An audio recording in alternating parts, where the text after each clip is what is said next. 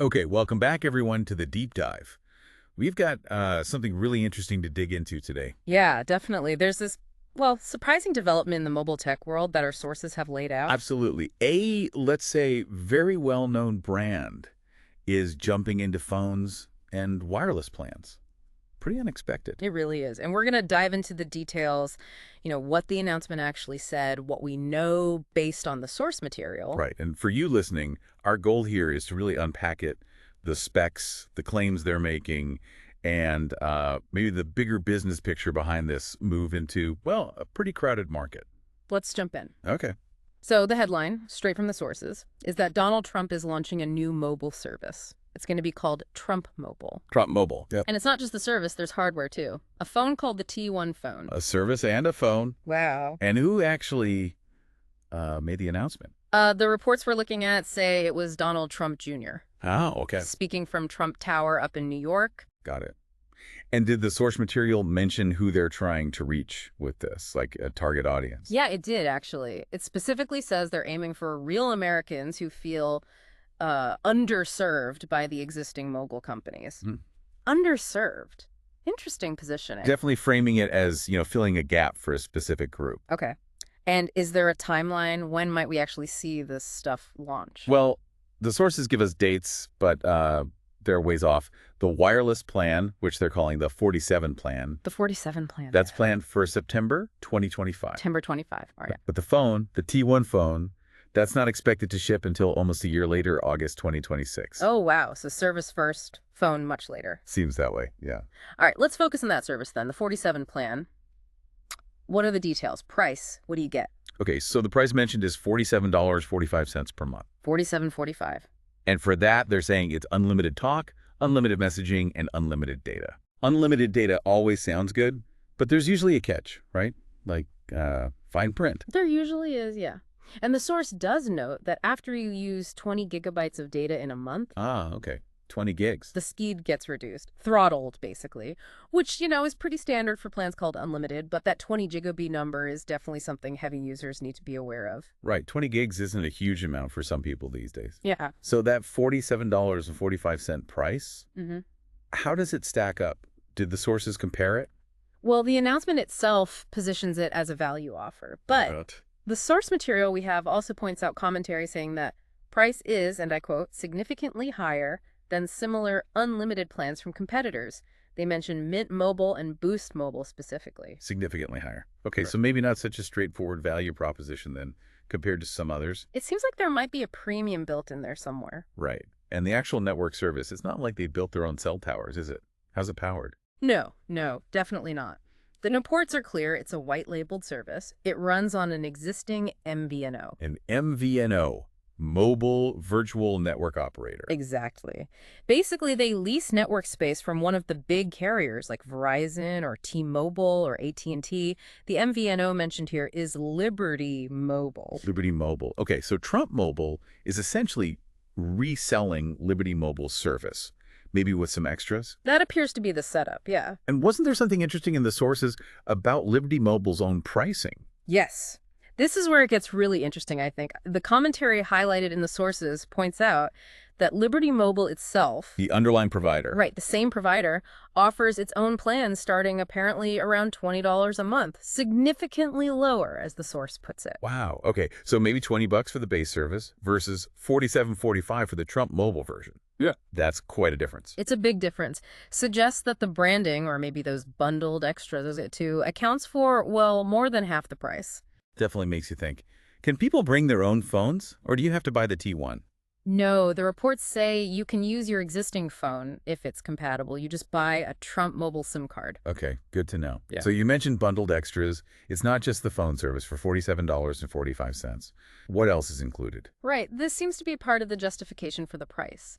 The bundle includes a few things. There's teletib service from a company called Doctegrity. Teletib, like telemedicine. Sounds like it, yeah.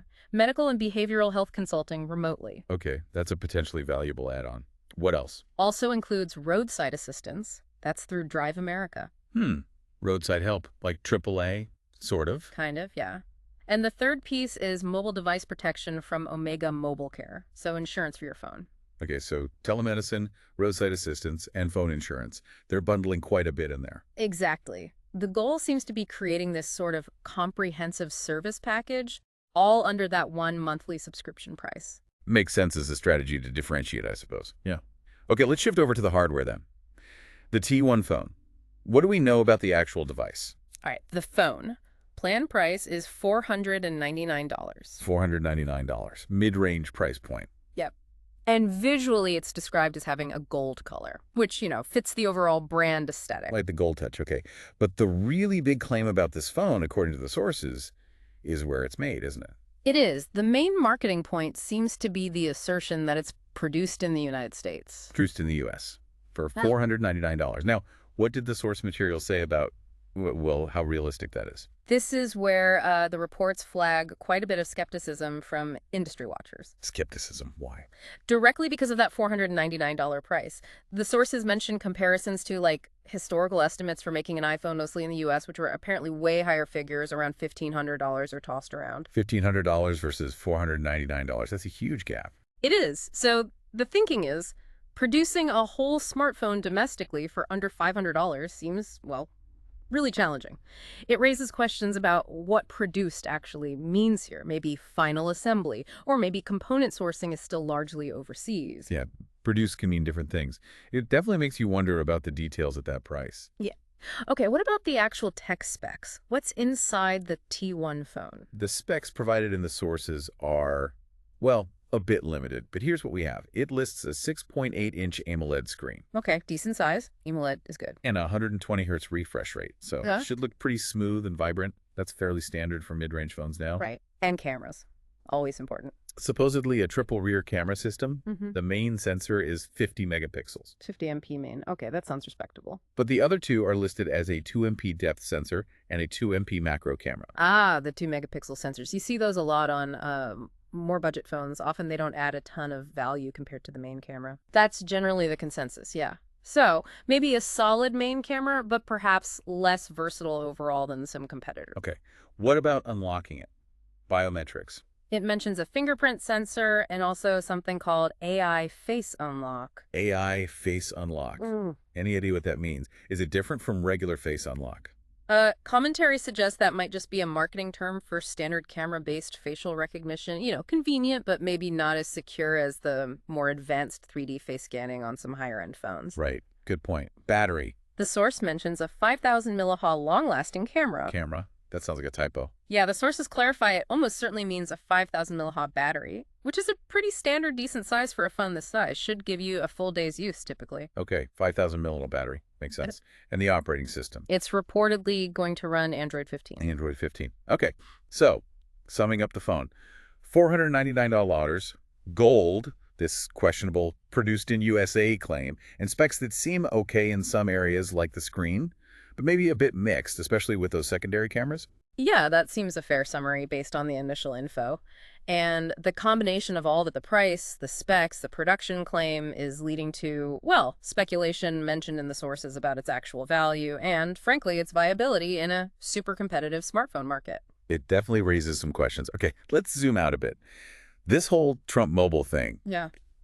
it doesn't just come out of nowhere, right? The sources put it in a broader context. Absolutely not. The material makes it pretty clear that this is just the latest example of licensing ventures tied to Donald Trump that have, reportedly, been quite financially successful. Right. It fits a pattern. Yeah. Using the brand name on different kinds of consumer products. Yeah. What were some other examples the sources mentioned? There were several listed based on financial disclosures. Things like over $50 million reportedly came from token sales for a crypto venture, World Liberty Financial. $50 million from crypto tokens. Yeah. Then there was $2.8 million from Trump watches, $2.5 million from Trump sneakers and fragrances. Sneakers and fragrances. Okay. $1.3 million from the Greenwood Bible, and $1.16 million from NFTs. Watches, sneakers, crypto, Bibles, NFTs, and now phones and wireless service. That's quite a diverse range of products. It really is. And so The launch of Trump Mobile is presented as fitting right into this strategy, leveraging the brand recognition in lots of different markets, often using licensing or partnership models. It's clearly a strategy that's worked financially across these other ventures. Seems so, based on those reported revenue numbers. It shows a clear way they've monetized the brand far beyond the original real estate and media stuff. Puts the mobile launch in perspective, definitely. Okay, so bringing this all together, the plan, the price, the phone, the claims, the bundles, the business strategy, let's connect it back to you, our listener. Yeah, this whole thing raises some interesting questions for you to think about. Like, given that $37.45 price for the plan, especially when the underlying service seems much cheaper, what do you think is the main draw? Is it the brand loyalty? Is it those bundled services? And how valuable are those bundles to you? The telemedicine, the roadside help, the phone insurance. Are those things you'd pay a premium for within your phone bill? Or would you rather just get a cheaper phone plan and buy those separately if you need them? Good question. And then there's the phones produced in the United States claim at $499. How much does that claim matter to you as a tech buyer? And, what do you expect that claim to mean at that price, given the skepticism we talked about? Yeah. And maybe the biggest question of all, in the tech world, we often focus on specs, speed, price per gigabyte. Yeah.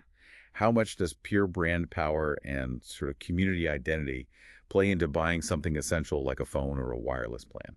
Can that brand strength compete head-to-head with established tech giants purely focused on the tech itself? It's definitely going to be a fascinating test case to watch, seeing how branding, tech, and these bundled services all mix together. It really is. So maybe a final thought for you to chew on, based on everything we've discussed from the sources. If the core mobile service might be available cheaper elsewhere, and the phone itself has these question marks around its specs, value, and production, what would the success or failure of Trump Mobile ultimately tell us about the real power of a brand compared to traditional factors like price and performance in today's tech market? Definitely a lot to think about there. Indeed. Well, that wraps up our deep dive into this pretty unexpected new player in the mobile space. Thanks so much for joining us. Yeah, thanks everyone. We'll catch you on the next one.